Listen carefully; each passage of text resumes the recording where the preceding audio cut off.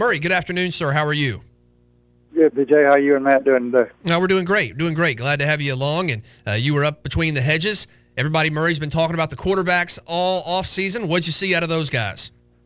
Well, first of all, BJ, this is probably no more than a glorified scrimmage. Let me preface that by saying, but I think it's completely different than the last two scrimmages of spring practice when the guys were by themselves, with the Butts-Mehre practice fields and just some invited onlookers. Certainly the press didn't get to see those two scrimmages on Saturday. And, they had the practice during the week. They did scrimmage at Sanford Stadium those two previous Saturdays. But this, I think, made a difference with 46,000 in the stands because you could see which player might step up under fire with everybody looking, and there's a little different pressure in a situation like G-Day, and like I say, a big crowd there. And but what I did see is I think all three quarterbacks acquitted themselves well. Bryce Ramsey, of course, Camden County right here nearby. I thought, we all knew he had the powerful arm, the gun, could throw lasers, and he had a couple of bumps with some passes right at first, the short stuff, but then he hit Isaiah McKenzie with a 72-yard touchdown strike, just a bullet down the middle, and McKenzie took it all away. And then later on, Bryce hooked up with a 60-yarder to Reggie Davis, on the sidelines. Didn't score on that play, but it was just a fly pattern down the right sideline, and he again showed his arm. And I think Faton Bowder came in, really impressed the fans. He had a back shoulder throw down to the 1-yard line on his first drive, and it resulted in a touchdown the next play by A.J. Turman. Faton, I think he was handicapped a little because, they don't let him, hit the quarterbacks in the spring games. They wear the black jerseys, don't touch them. You get a sack, you just go in and bump them, and you can't tackle them to the ground or hit them. So, the good running ability that Bowder has, BJ, kind of took away from his game a little bit in this game, but yet he started out 6 for 6 throwing the ball. Finished the day 16-25, had a little touchdown pass when he almost got sacked by Lorenzo Carter, but I don't know in the game whether he got it off or not, but flipped it over to tight end Jordan Davis for a 25-yard touchdown. So he did a lot of good things. And then Jacob Parr did come in like we talked about the night series, but I thought he threw the ball quick out to the sidelines as good as anybody. 6'4" kid, he's cocky, and Coach Rick said you could see his arm strength after the game. Talking about each of the quarterbacks. So, but right now I think it is a two-man race to see who's going to start that first game against Louisiana Monroe as they go into fall camp.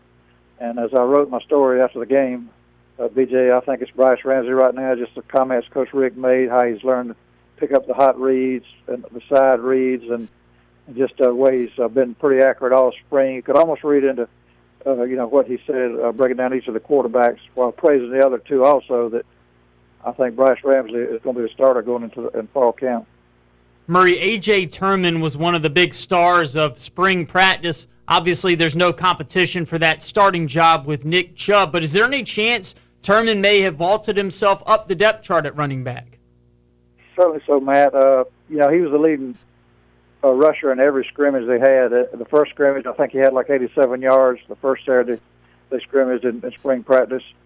Second scrimmage, he ran for 140 yards with a 40-yard touchdown.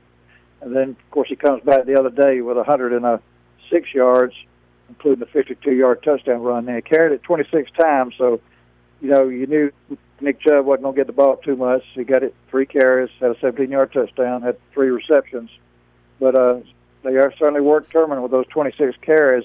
But I might say that, take away the 52-yard run, he had something like 54 yards and 25 carries, and that's because he was running into that teeth of that number one defense most of the time. You see him get 2, 3, 4 yards, but it wasn't hardly anything there beyond a 5 or 6, 7-yard run until he broke that 52-yarder. But that's, I think, just good as Georgia's offensive line is, guys, 4 starters back, that defense is going to be hard to handle for anyone this year, I think.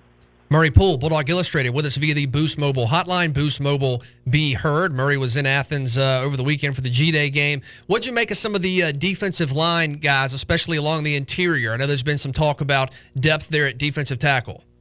Yeah, just looking at that first bunch on defense, of course, the linebackers, as you would expect, Reggie Carter, junior inside backer, led the black team, the first team defense with 8 tackles. But Jordan Jenkins along that front, you look, the strength certainly was outside linebacker. Jenkins had 5 tackles and a sack, and Lorenzo Carter is a beast, 4 tackles, but he had 2 tackles for loss and 1 sack. and he's about 245 pounds now coming off that edge.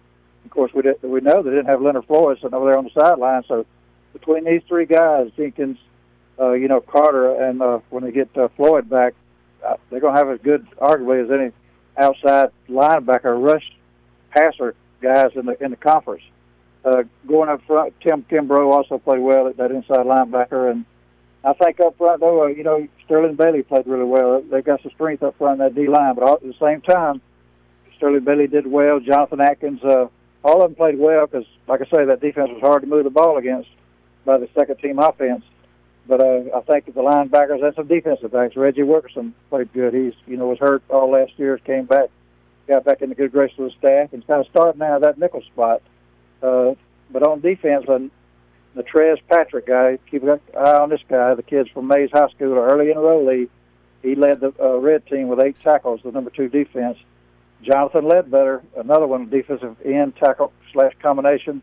The kid from Tucker, big boy, 265, 70 pounds, 7 tackles. So you got 2 early guys that could still be getting ready for their high school prom, led the red team in tackles. And also, of course, everybody talked about Jake Gaines, the transfer from UAB, and he certainly looked the part, 4 or 5 tackles. And somebody said in the locker room that his pants were more dirty than anybody on either defense. And that's because he said he gets down with it and really gets with that ball carrier and brings it down. He's kind of got a great nose for the football. So while Kimbrough, Sterling, and Reggie Carter's the starters right now, I think you're going to see equal playing time from Jake Gaines and a couple more of those backup linebackers. They're going to be able to, Coach Pruitt will be able to rotate those guys in and out and really get some strength. So I think the defensive front looked good, BJ, but it was mostly the linebackers, the outside backers, the middle linebackers, and a lot of the secondary guys kind of cleaning up after 2, 3, 4 yard gains.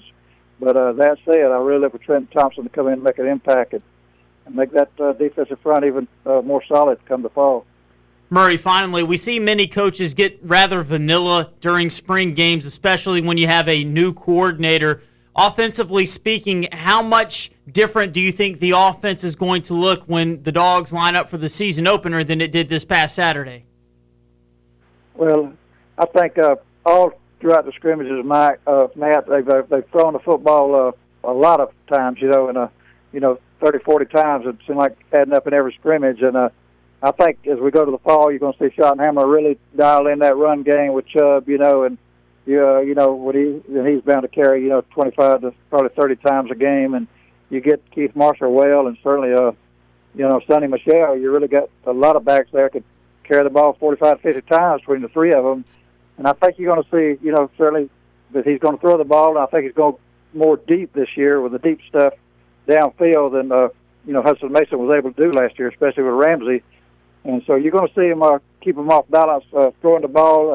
I think Rick said after Coach Rick said after the scrimmage Saturday, the G-Day game, that we're going to run the football first, but we're going to throw it too. So I think they like the play action, the deep threats they got to make the defense honest. And by doing that, being able to throw deep, and, they're going to just help Nick Chubb become that much more of a Heisman candidate with the offensive line in front of him, 4 starters back.